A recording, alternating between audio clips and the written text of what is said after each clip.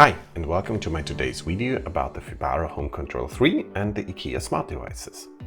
First we want to use the control outlet from Ikea, what costs around 12 euros, so much cheaper than the Fibaro devices. We have to go to settings, click on add device, click on the ZigBee device and start pairing. Ikea is using the ZigBee protocol, and since the last firmware updates on the Fibaro, you are able to use it too. So bring the device near to your home control and then reset it by pressing the small button on the top of the device or on the bottom and wait until the light glows.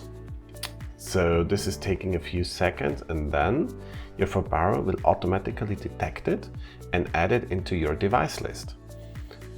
You can use it like a normal Fibaro smart outlet. You can turn it on and turn it off. And with this, you also have a few different small options. So you can set the icon, you can set the type and the role, what it is. And this is something really cool because it doesn't have a real power measurement. You are able to set here an integer, how much watt the devices are using when it's turned on. So after this, every time you turn it on, it will calculate the time and the watts you put in here. And this will give you an output number how much the devices have used in the power consumption at this thing. Then you're able to set the default alert messages and you see here the actual power consumption.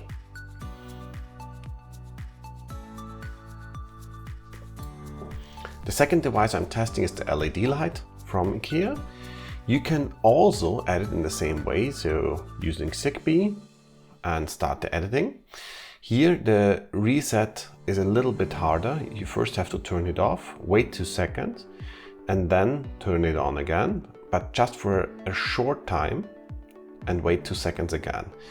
You have to repeat this 4 times and at the last time you just leave the lamp turned on and you will see that it also starts glowing.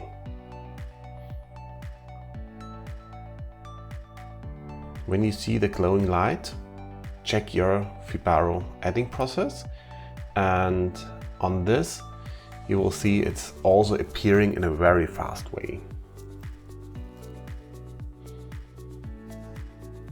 You can now turn it on and off, and you also have the possibility to dim it, but I would not recommend it because these lights are using some special protocols where the dim is also changing the light color. And at the moment, right now, I'm not quite sure how to fix it and get a second slider into it to have one for the dimmer and one for the light color. I hope you liked the video and will help you to make your home smarter.